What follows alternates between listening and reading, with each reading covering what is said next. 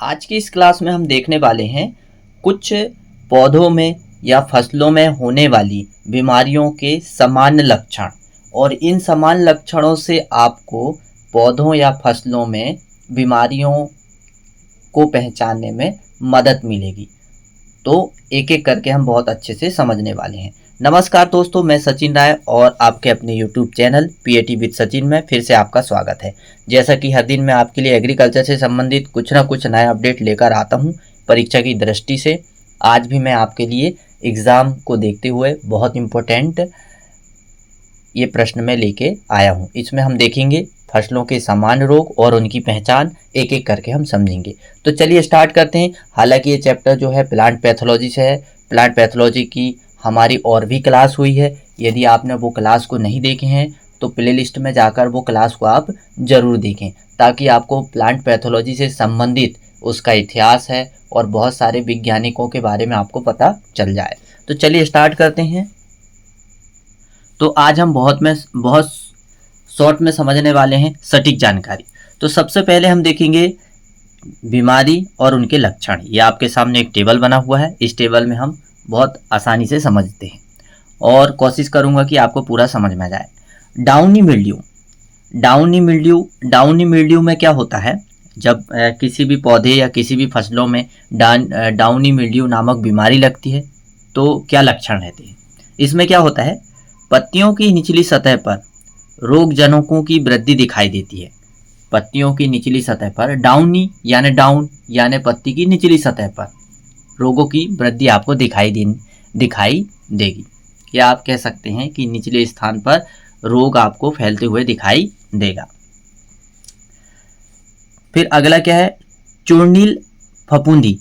चूर्णील फफूंदी का दूसरा नाम है पाउडरी मिल्ड्यू, और इसे चूर्णील फफूंद आपको जो है सबसे अच्छा देखने को मिलेगा कुकुरबिटेसी कुल की सब्जियों में। जैसे आप देखते हैं लौकी, ककड़ी, कद्दू, इनमें आप देखेंगे तो कभी कभी क्या रहता है कि मौसम में ज़्यादा आर्द्रता या नमी आने के कारण पत्तियों के ऊपर पाउडर जैसा आपको एक चूर्ण दिखाई देगा। तो वो पाउडरी मिल्ड्यू रोग के लक्षण हैं जो फफूंद के द्वारा पैदा होते हैं। तो पौधों की ऊपरी सतह पर फफूंद का चूर्ण रूप दिखाई देना क्या कहलाता है, चूर्णील फफूंदी कहलाता है। क्या कहलाता है, चूर्णील फफूंदी। अब हम देखने वाले हैं रोली। हालांकि जो है गेहूं में 3 प्रकार की रोली लगती है, तो जरूरी नहीं गेहूं की फसल में रोली लगती है, बाकी और भी जो फसलें हैं उनमें भी रोली आपको देखने को मिलेगी। जैसे अलसी है और फिर इसके बाद में मसूर है, इनमें भी आपको रोली देखने को मिलेगी। रोली का मतलब होता है रस्ट। तो रस्ट तो आपने देखे ही होंगे। गेहूं में 3 प्रकार की रस्ट होती है, येलो रस्ट, ब्राउन रस्ट और स्ट्रिप रस्ट। तो ये आपने तीनों प्रकार की देखे होंगे। तो सबसे पहले हम देखते हैं रोली के क्या लक्षण हैं। बीजाणुओं के अपेक्षाकृत, रोली समझिएगा ठीक से, आप बिल्कुल पहचान समझेंगे रोली की। क्या होता है, बीजाणुओं के अपेक्षाकृत छोटे धब्बे के रूप में दिखाई देते हैं। ये फफूंद के जो बीजाणु अपेक्षाकृत पत्तियों में छोटे पत्ते के रूप में दिखाई देते हैं, छोटे धब्बे के रूप में दिखाई देते हैं। स्वयं प्रतिरक्षित रस्ट एक ही मेजबान में अपने जीवन चक्र को पूरा करते हैं, जैसे अलसी की रोली। मतलब कुछ ऐसे रस्ट को फैलाने वाले फफूंद रहते हैं जो एक ही पौधों में अपना पूरा जीवन चक्र करते हैं, लेकिन कुछ ऐसे फफूंद होते हैं जो कि एक ही पौधे में अपना जीवन चक्र पूरा न करके अलग अलग पौधों में भी वो नुकसान पहुंचाते हैं। लेकिन यहाँ पर बात आई है कि एक ही पौधों में नुकसान पहुंचाने वाला, जैसे अलसी की रोली यानी अलसी का रस्ट केवल अलसी में ही लगता है। इसका जो फफूंद है केवल अलसी में ही नुकसान पहुंचाता है, बाकी दूसरी फसलों में कोई नुकसान नहीं पहुंचाता है। कहने का मतलब ये हुआ। अब विषम रोली का मतलब ये होता है कि ऐसा रस्ट को फैलाने वाला फफूंद सभी फसलों में नुकसान पहुंचाता है। विषम रोली जिसमें वैकल्पिक मेजबान की आवश्यकता होती है या एक से अधिक मेजबान पर अपने जीवन चक्र को पूरा करता है, गेहूं की रोली। और गेहूं की रोली फैलाने वाला जो फफूंद है उसका साइंटिफिक नेम है पक्सिनिया स्पीसीज। पक्सिनिया ग्रैमिनिस टेट्रिसाई है, पक्सिनिया ग्रैमिनिस स्टाइफॉर्मिस है। ये सारे जो है रोली फैलाने वाले रोग के वैज्ञानिक नाम हैं। तो आप रोली के बारे में आप समझ गए होंगे। अब हम आगे देखेंगे एंथ्रैक्नोज। अब हम देखेंगे अगली बीमारी एंथ्रैक्नोज। हालांकि ये एंथ्रैक्नोज लगभग जो है सभी फसलों में आपको देखने को मिलेगी, लेकिन इसके लक्षण क्या होते हैं? यदि किसी फसल में ये बीमारी हो जाती है तो आप कैसे पहचान सकते हैं कि इसमें ये रोग लगा है? तो चलिए देखते हैं। डार्क अल्सर जैसे तने और फली पर घाव दिखाई देते हैं। यदि आप तने पे और फसलों के तने या फलियों में आप देखोगे तो वहाँ पर आपको अल्सर यानी घाव दिखाई देंगे। क्या दिखाई देंगे? घाव। अल्सर यानी घाव होता है। तने में भी दिखाई देंगे और यदि दलहनी फसल है तो उनकी फलियों में भी दिखाई देंगे। यदि ऐसा लक्षण दिखाई देता है तो वो एंथ्रैक्नोज रोग का लक्षण है। स्मट। अब देखते हैं हम कौन सा रोग? स्मट, जिसे कंडुआ भी कहा जाता है। अब हालांकि जो स्मट रोग जो है ये गेहूं में भी लगता है, ज्वार में भी लगता है, बाजरा में भी लगता है और भी फसलों में लगता है। लगभग जो है काफ़ी फसलों में इसका प्रभाव देखने को मिलता है, लेकिन सबसे ज़्यादा नुकसान जो है इस रोग से गेहूं की फसल में होता है। तो देखिए हम समझते हैं अब कैसे होता है। लकड़ी का कोयला जैसा पाउडर दिखाई देना, मतलब यदि ये रोग विशेषकर गेहूं में यदि लगता है तो जिस स्थान पर दाने बनते हैं वहाँ पर ये लकड़ी का कोयला जैसा डस्ट भरा जाता है और वो जो कोयला जैसा जो डस्ट होता है वो बीजाणुओं का समूह होता है। वो क्या होता है? बीजाणुओं का समूह होता है और काला या बैंगनी डस्ट पाया जाता है। अब देखते हैं सफ़ेद फपोले। अब ये सफ़ेद फपोले आपको ये रोग जो है ज़्यादातर जो है कुर्सी फेरी कुल की फसलों में देखने को मिलेगा।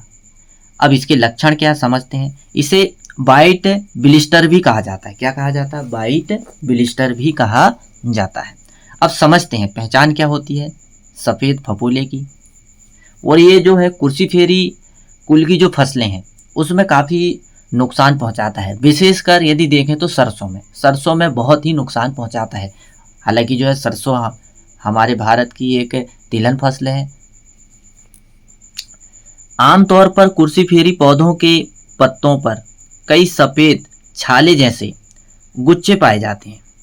पत्तों पर क्या होता है? सफ़ेद छाले जैसे गुच्छे पाए जा सकते हैं जो खुले टूटते हैं और बीजाणुओं के सफ़ेद पाउडर को उजागर करते हैं। मतलब पत्तियों के ऊपर फपोला जैसा बन जाता है और उस फपोले के अंदर जो है सफ़ेद पाउडर भरा होता है और वो पाउडर क्या है? फफूंद के जीवाणु है। फफूंद के बीजाणु है। क्या है वो पाउडर? फफूंद के बीजाणु। जब वो फपोला फूटता है तो वातावरण में ये फफूंद के बीजाणु फैल जाते हैं और जब ये बीजाणु फैल जाते हैं तो इनको जो है बहुत सारे माध्यम के द्वारा एक स्थान से दूसरे स्थान पर पहुंचा दिया जाता है। ऐसे रोग का प्रसारण होता है जिन्हें सफ़ेद रोली के रूप में जाना जाता है। और ऐसे रोग को किस नाम से जाना जाता है? सफ़ेद रोली के रूप में जाना जाता है। तो निश्चित ही है आपको सफ़ेद फपोले नामक रोग के बारे में ठीक से समझ में आया होगा। लेकिन फिर भी यदि आपको समझ में नहीं आ रहा है, कुछ कन्फ्यूज़न है, तो आप मुझे कमेंट्स ज़रूर कर सकते हैं। हम उस पॉइंट पर फिर से चर्चा करेंगे और अच्छे से समझने का प्रयास करेंगे, क्योंकि जनरली हमें इन रोगों के बारे में लक्षण और उनकी पहचान पता होना चाहिए, तभी तो हम पेपर में ठीक से क्वेश्चन को सॉल्व कर सकते हैं। अब हम अगली बीमारी देखेंगे स्कैब।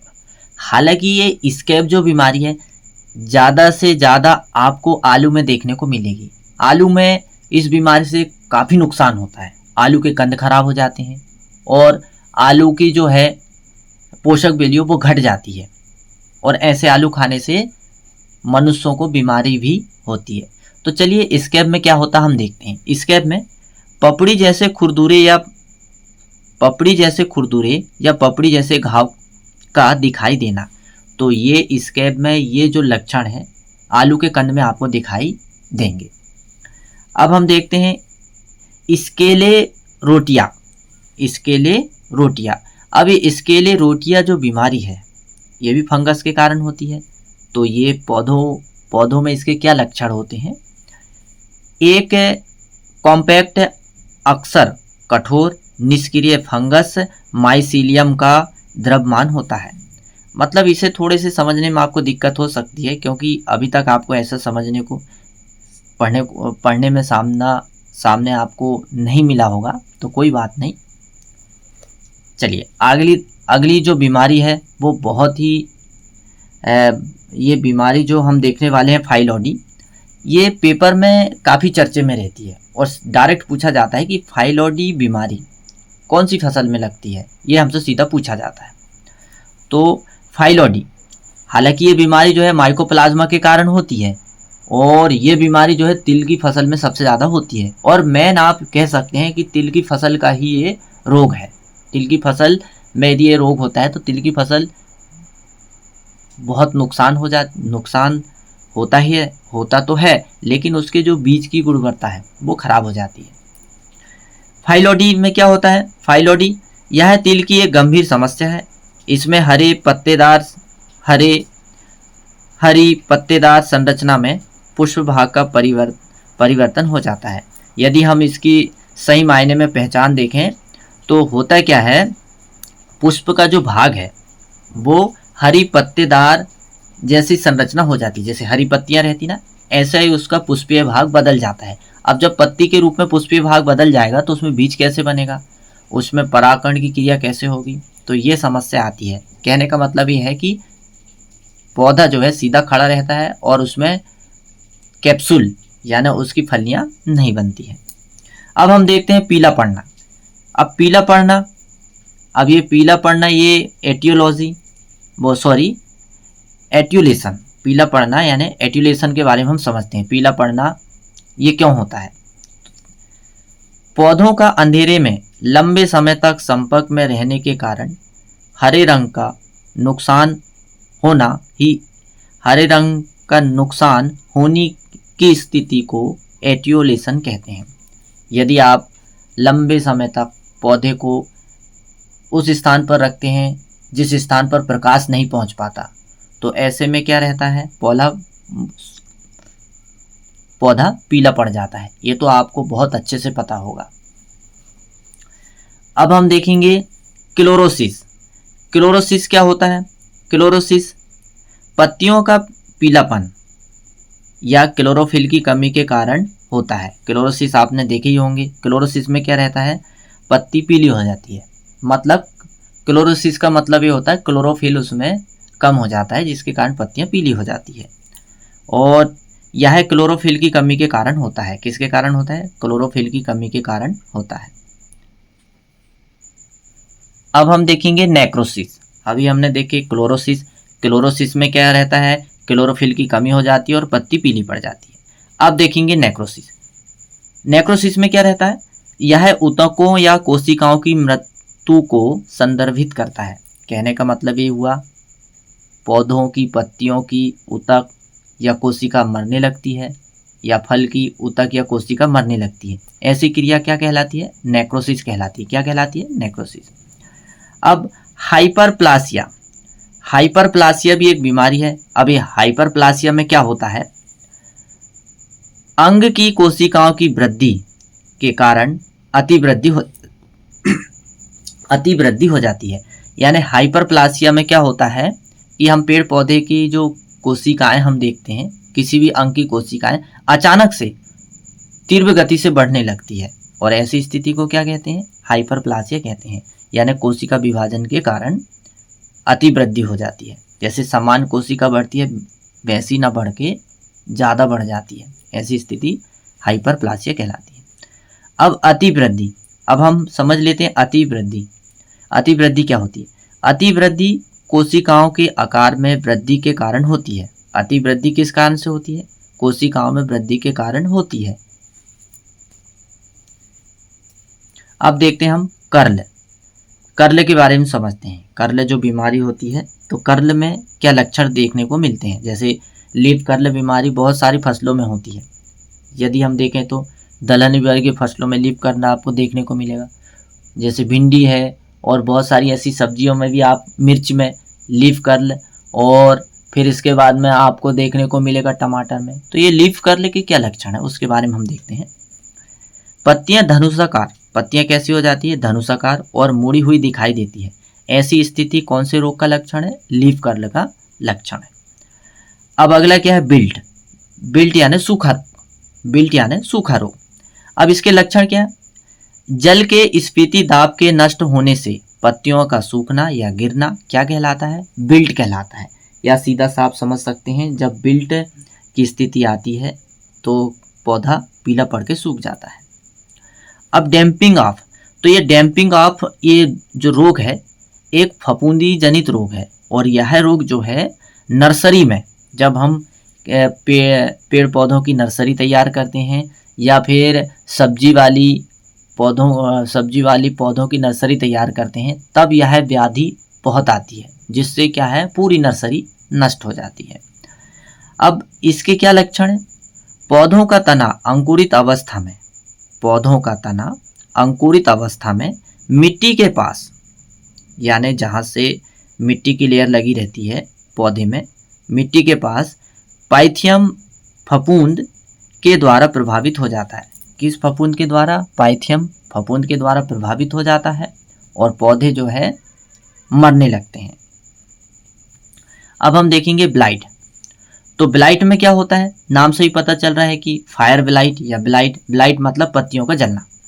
तो देखते हैं लक्षण क्या, पौधों के हिस्सों पर जली हुई स्थिति, पौधों के हिस्सों पर जली हुई स्थिति क्या कहलाती है, ब्लाइट कहलाती है। तो ये ब्लाइट जो है आपको बहुत सारी फसलों में देखने को मिलेगा। अब हम देखेंगे कैंकर। कैंकर में क्या होता है, पौधों के काष्ठ वाले भाग, यानी काष्ठ वाले जो टहनी वाले भाग रहते हैं, लकड़ी वाले भाग या तने की छाल या कार्टेक्स में मृत क्षेत्र बनता है। कैंकर यानी कैंसर, इसमें क्या रहता है, पौधों के काष्ठ वाले भाग या तने की छाल या कार्टेक्स में मृत क्षेत्र बनता है। ऐसी स्थिति किस रोग के लक्षण है, कैंकर रोग के लक्षण है। अब हम देखते हैं डाईबैक। हालांकि जो डाईबैक जो बीमारी है, ये सबसे ज़्यादा देखने को आपको मिलेगी नींबू वर्गीय फसलों में, और जिस क्षेत्र में नींबू वर्गीय फसलों की खेती होती है आपको सीधा देखने को मिलेंगे। इसमें क्या रहता है, पौधा लगा रहता है और पौधा जो है धीरे धीरे पीला होके पूरा सूख जाता है और पूरी पत्तियां गिर जाती है, केवल पौधा जो है पत्ती रहित खड़ा रहता है। तो डाईबैक ऊपर से नीचे की ओर से टहनियाँ और पौधों की शाखाओं का मरना, ऊपर से स्टार्ट होता है इसमें, पत्तियों का सूखना और टहनियों का मरना, ऊपर से नीचे की ओर टहनियों और पौधों की शाखाओं का मरना क्या कहलाता है, डाईबैक। और ये समस्या नींबू वर्गीय फसलों में आती है। तो आज हमने बहुत ही इम्पोर्टेंट चैप्टर के बारे में डिस्कस किए और क्या किए, बीमारियों के समान लक्षण। आपको कैसी लगी है क्लास, मुझे कमेंट्स में ज़रूर बताइएगा। मैं आपके कमेंट्स का इंतज़ार करूँगा। बाकी की जानकारी हम अगली क्लास में देखेंगे। तो बस आज की क्लास में इतना ही।